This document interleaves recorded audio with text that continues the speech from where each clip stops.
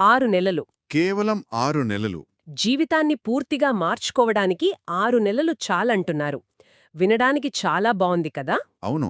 కాని ఇది నిజంగా సాధ్యమేనా? లేకపోతే ఇది కూడా మనం రోజూ వినే మరో మోటివేషనల్ కోట్ లాంటిదా? అదే ప్రశ్న. ఈరోజు మనకు అందిన ఒక ప్రణాళికను కాస్త లోతుగా విశ్లేషించి ఇందులో ఎంత నిజముందో చూద్దాం. సరే. ఈ విశ్లేషణ ముఖ్యంగా కాలయాపనతో విసిగిపోయి ఇతరులు ఎదుగుతుంటే చూస్తూ అక్కడే ఆగిపోయిన వారికి, ప్రతిరోజూ ఒకేలా గడిచిపోతోందని బాధపడేవారికి అంకితం. అవును. ఇక్కడ ఆసక్తికరమైన విషయం ఏమిటంటే, ఇది పాజిటివ్గా ఆలోచించండి, అంతా మంచే జరుగుతుంది అని చెప్పే సాధారణ స్వీయ అభివృద్ధి సూత్రం కాదు. కాదా? కాదు. ఇది చాలా సూటిగా, నిజాయితీగా ఉంటుంది. కొన్నిసార్లు వినడానికి కొంచెం కఠినంగా కూడా అనిపించచ్చు. అంటే మనల్ని మనంతోనే ముఖాముఖిగా నిలబడుతుందన్నమాట. కరెక్ట్. మన లక్ష్యం ఈ ప్రణాళికలోని ప్రతి అడుగును విశ్లేషించడం, దాని వెనుకున్న మనస్తత్వాన్ని అర్థం చేసుకోవడం. ఇంకా ముఖ్యంగా దీని ఆచరణలో పెట్టినప్పుడు ఎదురయ్యే అసలైన సవాళ్ల గురించి చర్చించడం. అవును.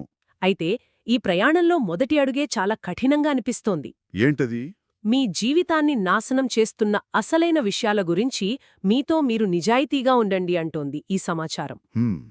ఇది అత్యంత కష్టమైన కానీ అత్యంత ముఖ్యమైన దశ. ఎందుకని? ఎందుకంటే మనం మన సమస్యలను అంగీకరించకుండా వాటికి పరిష్కారాలు కనుక్కోలేం. అంతా బాగానే ఉంది అనే ముసుగు తీసేయాలి. నిజమే. మనల్ని మనం మోసం చేసుకోవడం ఆపేయాలి. అవును. నా సమయాన్ని వృధా చేస్తున్న అలవాట్లు ఏమిటి? నేను ఎవరికి భయపడి నా లక్ష్యాలను వాయిదా వేస్తున్నాను?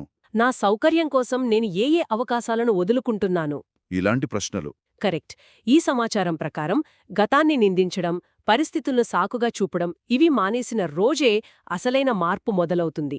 ఆ క్షణంలోనే ఇక చాలు, నేను ఇలా బ్రతకను అనే బలమైన నిర్ణయం పుడుతుంది. అవును. అంటే మన జీవితంలో ఉన్న సమస్యలకు పూర్తి బాధ్యత మనమే తీసుకోవాలి. కరెక్ట్. 10వ అధ్యాయంలో కూడా ఇదే విషయముంది. మీరు చేసే ప్రతి ఎంపికకు మీరే బాధ్యత వహించండి. అవును. సమయం లేదు, డబ్బు లేదు, అదృష్టం లేదు. ఇలాంటి మాటలన్నీ మన శక్తిని మనమే ఇతరులకు అప్పగించడం లాంటివని హెచ్చరిస్తోంది. కరెక్ట్. అయితే ఇక్కడొక ముఖ్యమైన ప్రశ్న తలెత్తుతోంది. ఏమిటది? ప్రజలు బాధ్యత తీసుకోవడానికి ఎందుకు భయపడతారు? ఎందుకంటే నిందించడానికి ఇంకెవరూ ఉండరు కదా. సరిగ్గా చెప్పారు. ఒక్కసారి మనం బాధ్యత తీసుకుంటే అపజయం వస్తే అది మనదే, విజయం వస్తే అది మనదే. ఆ ఒంటరితనం చాలామందిని భయపడుతోంది. నిజమే. కాని అసలు విషయమేమిటంటే, ఆ బాధ్యతలోనే అసలైన స్వేచ్ఛ దాగి ఉంది. మన జీవితాన్ని మనమే చెక్కగలమనే నమ్మకం, ఆ శక్తి అక్కడ్నుంచే వస్తోంది. అయితే ఇక్కడొక సందేహం వస్తోంది.